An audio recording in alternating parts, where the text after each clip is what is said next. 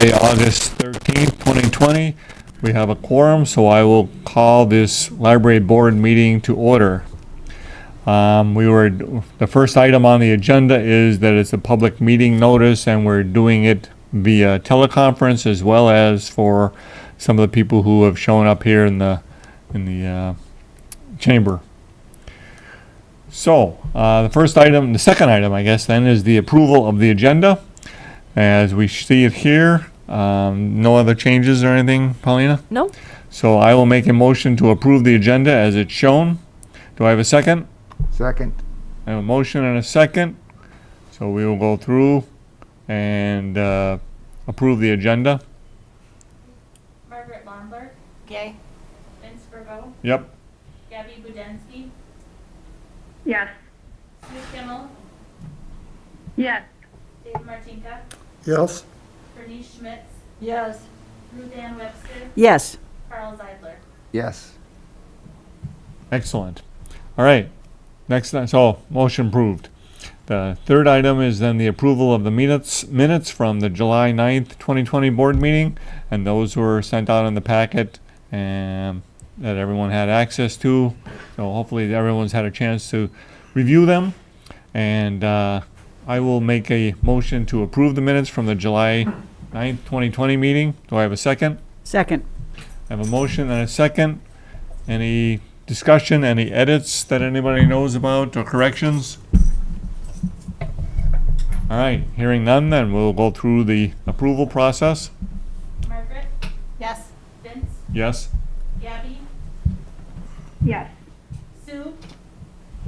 Yes. Dave. Yes. Bernice. Yes. Ruth Ann. Yes. Carl. Yes. All right, motion approved. Now we'll go into the financial report, and we'll have Paulina give us the update on the finances. Sure.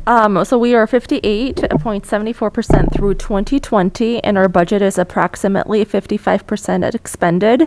Some of our bills this month included general supplies, Hilliard for hand sanitizer, towel rolls and foam, Hermel for surface wipes and gloves, and contractual maintenance bills included a remittance to full service for removal of light fixtures, and that is we have the lights that are above the area, the really tall ceilings. So some of those lights were moved to other areas where we are able to replace them more easily. And then otherwise, everything else looks pretty good. There is one comment. I had a question about the insurance group dental. That is a new line item for us this year. So it does say it's about it's way over a percentage by 616% over. But that's it's like I said, a new line item from the finance department and a benefit to some of the staff. So that's a little bit over budget right now. Otherwise, we will be having a budget work session with City Council on Tuesday, and I will keep you posted as the budget for next year comes along.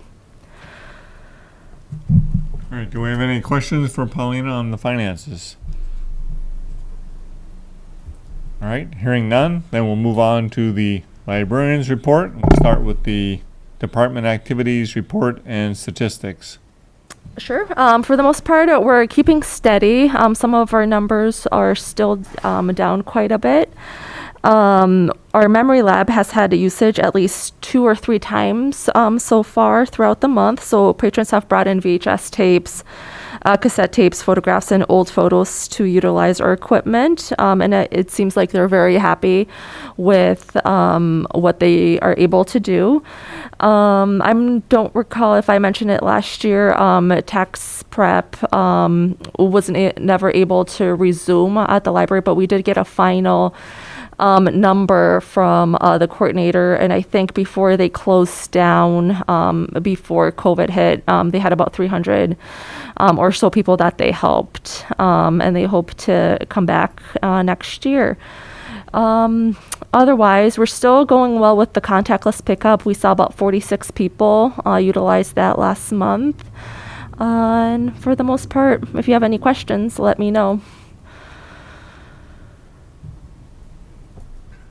All right, not hearing any questions, we'll move on then to programming. Okay, sure. We have a couple of programs coming up, including a virtual cupcake decorating competition, which is slated for Tuesday, August 18th. Registration closes today. It closed on August 11th. Never mind. We also have there'll be the goal is to for all the participants to have cupcakes baked already, and it'll be a decorating contest, obviously. I know our programming and technology services librarians was meeting with some of the judges that have been asked to participate in that. We're also trying a game testing session. It'll be recorded on August 28th for both YouTube and Facebook. We learned how to play a tabletop game borrowed from Red Dragon Gaming, and we anticipate that being done before September 10th and uploaded. And the Mystery Book Club will be meeting on Monday evening, August 24th at 6:30, and they'll be discussing Mary Roberts Reinhardt's Dangerous Days. And this is a virtual discussion of that book. It's available through eBooks Minnesota. So for that game testing session, that's not going to be like a Zoom meeting, that's just going to be... It's going to be recording? taped, yeah. And we have some staff volunteers who will be doing that. Okay. All right, any questions on programming? All right, not hearing then, we'll go on to the Brown County Library Board update. Okay, the Brown County Library Board will meet with the Brown County Board of Commissioners on Monday, August 24th from 3 to 3:30 in the Law Enforcement Center, which is a different room for us than usual, in the training room, to discuss the Brown County budget appropriation for fiscal year 2021. And I spoke with the county administrator last week, and we will be limited to 5 people in that building. So I think so far, we have myself and the Springfield Library Director, Linda Rueger, will be joining me. We're still waiting on the Brown County Library Board President to see if she's available. It's the first day of school for her, I believe. So I know Carl mentioned that he might be able to come with us if that's the case. But otherwise, we did ask for a 1.5% increase for next year, and we'll see how that discussion goes. Only, did you say there was openings for 5, but there's only 2 coming? So far, yeah. Yeah, and then the Linda Rueger from Springfield was mentioning we usually bring in a lot of patrons, so we were trying to see if anyone from the public might be able to join us as well. But we haven't for sure, just the 2 of us have confirmed. But it's usually one of the library directors presents in front of the county commissioners, usually with someone or usually by themselves. All right, now we'll move on then to the library reopening and the phasing update. Okay, we're keeping pretty steady in terms of our phasing. We anticipate upping some of our hours on September 8th, and that would be from Monday to Thursday, 9:30 to 7, and Friday and Saturday, 9:30 to 5. So that takes us back to our regular morning hours. It's still not our full evening hours, so we would still be on reduced hours, and that could be obviously subject to change depending on evolving cases. But that's our current goal, to reopen on September 8th for more morning hours. Now, you haven't seen any problems with overcrowding or anything where you've had, a wave of clients come in and... No, not usually. We've seen a lot of people waiting to come in at 11. So I know there's some who don't know we don't open until 11 right now. For the most part, we haven't. I know the children's area, we do have a capacity up there, and we did almost reach it at one point, a little bit while, but otherwise, it kind of comes and goes. It feels like the last week or 2 has been busier in the mornings, I think, but the evenings are still Not as busy as we've been, obviously. We're seeing, I think, more kids at the moment. With parents, for the most part, not a lot. We're coming in with children, so we're slowly getting more people in. So everyone in the staff then is pretty much knowledgeable about how many people can be held, especially like in the children's room and stuff like that, so that Yes. they know when they're reaching capacity. Yes, yeah. Well, Lena, do you anticipate increased number of patrons coming in, especially considering school's going to be starting and there are going to be some students who may need access to the internet and use the library as their source for that? Right. We have not opened up the children's computers yet, and we do have a meeting next Tuesday, and we can discuss that. Right now, we're still capped at 5 in the adult area, on the first floor for adults. Potentially, obviously when we first closed, we don't know what that would have looked like in March when schools started closing as well. But to be honest, I don't know how that could look. Do you have some thoughts about anticipating increased student use of the library, how you might accommodate Right. those students who need access to the internet? Right, we do have a hotspots, which we have one that is currently circulating in terms of internet access at home, but we do have Wi-Fi in the library if they're using their own device, but that's something we'll have to take a look at. Currently, we still are not making chairs available because we're still trying to maintain a browse and go, so people are not in the building, you know, for extended periods of time. So obviously, if we do have students who have to utilize the library, we'll have to rethink and set something up in terms of making tables and chairs accessible. Yeah. That's it, good. Are you working toward getting the book clubs back into the library? We're still doing virtual book clubs at the moment. September, probably not, maybe towards the end of the fall. I did speak with another library director within Traverse des Sioux, and she had a meeting with her county administrator, and she does not anticipate, they will not be doing any reservations at all to outside groups through the end of the year. Have you given any thought to holding the book clubs in an outdoor venue? I've had a couple of meetings, League of Women Voters and my other book club in German Park. Oh, have it? And Okay, it's worked nice. out Has it worked? Okay. rather well.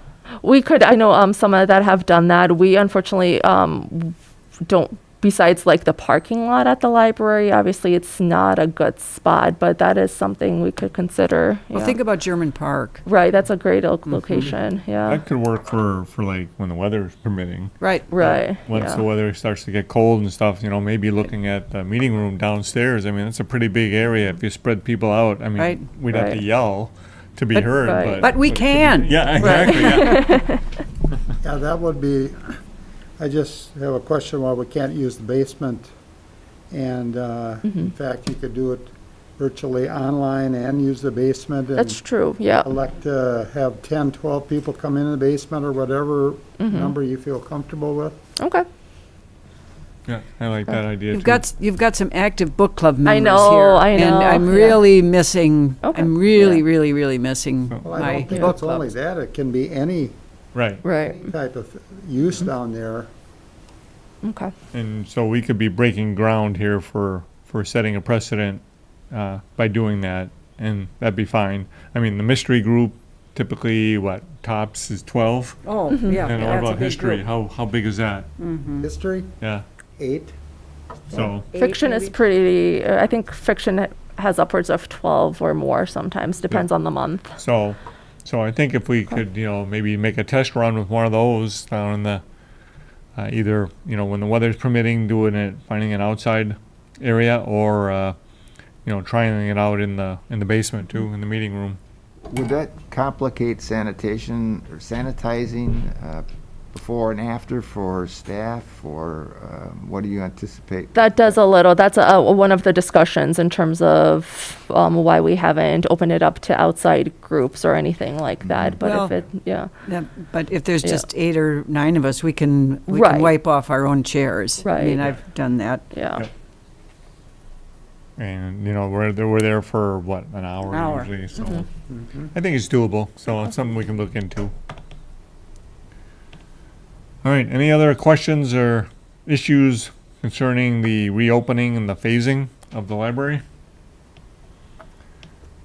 All right, not hearing any, we'll move on to the action items. First one is Resolution 2020-13, the second reading and approving of the update of the Memory Lab Network Policy. Approving the updates to the Memory Lab Network Policy. The Memory Lab Network Policy was adopted in 2019. The policy includes a couple of technical updates as well as a waiver of liability sections added by the city attorney. Attached is a copy of the updated policy with deleted material and added material noted. These changes are recommended by the library director and have been reviewed by the city attorney. So now if we look at the policy itself, I'll read through it pretty quickly. I'm not going to read through the form itself because those 4 sections are basically the liability, holding the library not liable for damage to either property, devices, and or any injury that may occur as a result of that. But that's this form has to be filled out. The release form has to be filled out by a person prior to using the memory lab for the first time. They don't have to do it every time. So I clarified that with Paulina. So, and that's probably on an annual basis. So once a year, you'll have to update it, but you don't have to fill one out every time you're using it. So I want to quickly read through the memory lab policy itself, which is below the, okay, you found it. The memory lab is a place. It is located on the first floor of the New Ulm Public Library with equipment for digitizing home media and scanning photographs, documents, and slides. It is a do-it-yourself model, meaning the library provides step-by-step instructions and you control the process from start to finish. Taking steps to care for your items will help you locate, reference, and reuse what you create as you embark on your personal archiving journey, ensuring security of your materials and legacy as you preserve cultural records. The Memory Lab can be booked in 1-hour increments up to 3 hours per day at no cost. Due to the nature of the Memory Lab's role as a self-serve workspace, there may be limited staff assistance during a registered appointment. Transfer happens in real time. A 1-hour training session with library staff is required prior to booking the Memory Lab. To schedule a training, call the library or visit online, and there's a reservation form and news of any upcoming classes. Training sessions are based on staff availability. Before using the equipment during your booked appointment, you must read, sign, and agree to the terms of the participant release form. The Memory Lab is designed for use by people ages 13 and older. Parental consent is required. Children's ages 6 to 12 must be accompanied by legal or parent or legal guardian at all times. No food or drink is allowed in the Memory Lab area. In order to save your newly digitized work, you will need to bring your own storage device, such as a flash drive or a portable hard drive, to save your work. The library does not provide or sell these storage devices on site, nor can the library store your files on its computers. Currently, the library has equipment to transfer VHS, VHS-C, mini DV, HDV, 1080i, DV cam, DV, phonograph, audio cassette, Betamax, 3.5-inch floppy disk, and photos, slides, negatives, and documents. So quite a list there of the older formats that can now be digitized. So that's pretty impressive. So based on that, then I will entertain a motion to approve the updates to the Memory Lab network policy. So move. I have a motion. Do I have a second? Second. Any discussion, questions, concerns? This is Sue. Does this mean that you cannot transfer your work onto a DVD? No, currently we do not have the ability to do so. Okay. Yeah, it'd have to be like a USB drive, or you could, if you have like Portable hard drive. Yeah, They're getting to be portable hard drive. smaller and smaller every now. They're almost like the size of a cell phone. And you just hook them in via USB. Yep. Okay. All right, any other questions, discussion? All right, then we'll go through the roll for your vote. Margaret, Yes. Vince, Yes. Gabby, Yes. Sue, Yes. Dave, Yes. Bernice, Yes. Ruth Ann, Yes. Carl. Yes. All right, motion carries. Second item for resolution today is 2020-14, the second reading and approving of the updating of the volunteer policy and application. The volunteer policy was last amended in January of 2011. The policy changes include language for recruitment, duties, and scheduling. Attached is a copy of the updated policy with deleted material and added material noted, as well as an updated volunteer policy application. These changes are recommended by the library director and have been reviewed by the city attorney. All right, now if we look at the volunteer policy itself, I'll read through this pretty quickly. The New Ulm Public Library welcomes requests from community members who would like to volunteer at the library. The library recognizes and appreciates their efforts and unique talents. Volunteers are needed on a year-round basis to perform a variety of tasks. Volunteers are selected based on their qualifications in relation to the needs of the library at any given time and based on their ability to commit to a consistent schedule of volunteer hours. Volunteers are recruited without regard to any individual's race, creed, color, national origin, religion, marital status, sexual orientation, gender, physical appearance, socioeconomic level, education level, or any other legally protected characteristic. Due to the extra supervision required of minors and because of a citywide policy, volunteers will only be accepted when 16 years of age and older. Minors must have parental permission to serve as library volunteers. Any community member who would like to volunteer on a regular basis must fill out a volunteer application form and be interviewed by the assistant library director or the library director. If there are no suitable volunteer opportunities, application forms will be kept on file for a period of 1 year. Applicants will be called if a project is identified which matches their interests or qualifications. Volunteer may be used to perform certain library duties under the following guidelines. Volunteers will work under the supervision of a regular staff member, the supervising librarian, and are subject to the policies and regulations of the library. Volunteers may be used to perform duties as a supplement to the regular staff, but will not be used to replace staff.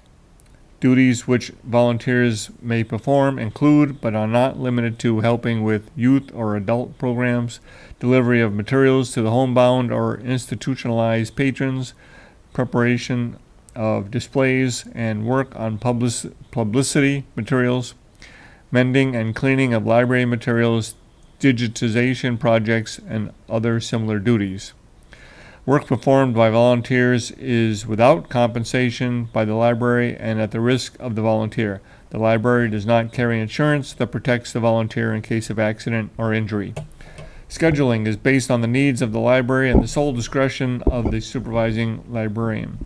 The supervising librarian may end a volunteer's service at any time for any reason. So, I will entertain a motion to approve the updated volunteer, there's also the current volunteer application form and the new volunteer application form. The only difference that I saw, the form looked the same, except for at the very bottom, there's a statement that indicates my submission of this application is my consent for the city of New Ulm and its agents to conduct all necessary checks needed to meet the requirements for this position and my agreement to supply all required information. I hereby authorize the City of New Ulm to obtain the following information: criminal and/or motor vehicle records from the Bureau of Criminal Apprehension, the FBI, or Consumer Reporting Agency, employment records, educational records, consumer reports, consumer investigative reports, including credit reports obtained through a consumer reporting agency, personal references, and other job-related data provided on this application or via the interview process. Final offers of volunteer service will be conditional pending the results of any such conducted checks as applicable to this position. My failure to provide this information will disqualify me as an applicant for this position. By my signature, I authorize the Minnesota Bureau of Criminal Apprehension and outside agency to disclose criminal history record information to the Human Resources Department of the City of New Ulm in connection with this position. This authorization is valid for 1 year from the date of my signature. So they added that basically you're authorizing them to do a background check. So now we'll be back to Paulina, who pays for the background check? It comes out of, we do actually. It's, comes out of one of our, line items. Okay. And that's, that, addition was, recommended by the, city attorney. Yeah. Yeah. I mean, But yeah. background checks are done on every volunteer organization not Right. anymore anyhow because of Yeah. just for the safety factor. I just think it's very necessary, but I know it's an expensive venture, and I just wanted to make sure that it doesn't stop a volunteer from volunteering because they can't afford to pay for the background check. Oh, no, I mean, the library pays for it. Yeah. Yeah. Good. Yeah. All right, any other questions, concerns? Did you say something about volunteers under the age of 16? So they have to be there with the consent of a parent. The parent does not have to be there when that person. Right, they just sign the application. Yeah. So I think it said under 16 can't work at the library, But if 16 they're to a minor, 18, which is 16 and 17, you gotta have parental consent. Right. Yeah, I asked that for one reason, and a year ago, we were out in Virginia, and we went to a graffiti house and a library, and they both, I didn't ask the exact question, but they both had volunteers under 15. Oh. But they both had parents there with them at that time. I Oh, didn't ask if interesting. it was required or not. They just both did. So, All right, any other questions? All right, then I'll enter, One more question. Oh, sure. If, let's just say that the volunteer is delivering materials to a homebound person and they have an accident, who is liable during that time? They're in their own car, I'm assuming. Right. I believe they would be, but for the most part, we do not have any volunteers delivering materials. yeah, although it Yeah. did say. It does say in the- that could do that. And Right, it also says that the library does not carry any insurance for the volunteers, so that would be on the volunteers policy, I would guess. Right. You're right. Right. You're right. It would be the volunteers. I mean, you have to have insurance. You have to carry insurance on your car. And that would Right. be- Right. yeah. Yeah. But that could be something too, that if you just don't feel safe that wanting to do that, you're volunteering, but I don't want to drive, then, I mean, that can be worked out with the Right. library, the supervising librarian. All right, anything else? Then I will entertain a motion to approve the update of the volunteer policy and its application. Motion. I have a motion. Do I have a second? second, Motion and a second. Any further discussion? All right, then April, you want to go through the roll? Margaret, Yes. Vince, Yes. Gabby, Yes. Sue, Yes. Dave, yes. Bernice, Yes. Ruth Ann, Yes. Carl, Yes. All right, motion carries. And the last resolution for today is 2020-15, the second reading and approving of the update of the behavioral policy. The behavioral policy was reviewed and approved in April 2016. Enclosed are the current and the updated version of the behavioral policy listing code of conduct expectations in the library. The penalties section has been left unchanged. Library director spoke to the city attorney for appropriate language prohibiting smoking near the library building and/or entrances, and it is enclosed in the attached behavioral policy. That was an question we raised after the first reading. These changes are recommended by the library director and have been reviewed by the city attorney. So I'm not going to look at the current policy. I'm just going to look at the new 2020 policy. And this is just, I mean, I would have left it for us to approve it next month since we added that number under number 5. Oh, So we're okay, not so approving this it. is just Yeah. a reading, it's not approving then? yeah. Okay, my mistake then. So this Yeah. is just a second reading because of the change of that. Now, So it does say under 5, smoking is prohibited within 30 feet of library entrances, though he did mention, because he gave me 4 different sentences we could potentially use, but he recommends using smoking is not allowed within 30 feet of library Right. entrances. so if you So I read have to 5, change it that, yeah. says tobacco products and/or other burnable products may not be used in the library or on library property.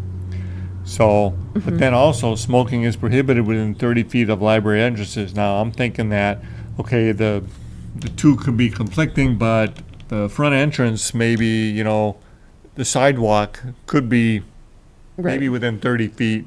So technically you're off library property, Or within that entrance. but you're within the yeah. 30 feet. So, Paulina, did you happen to measure the distance from the library doors to that bench back there by the bunker? Yes, I did. So it's a little bit, about a little bit more than 30, I believe. It is. Yeah, it is. That's too bad. Yeah. but when I'm thinking of library property, But I mean, so that this includes the doesn't, parking lot. right, it does. So I mean, someone can sit in their car and smoke. Right. Right. So really, if you do want to smoke, you got to go out onto the sidewalk and to do that.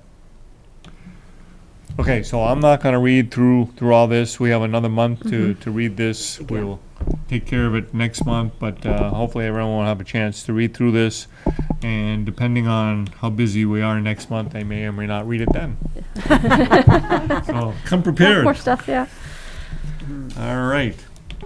So any other business then? No. All right, then I will consider this meeting adjourned. Thanks, everyone. Thank you, Ray. Don't you get a gavel? I do have a guy.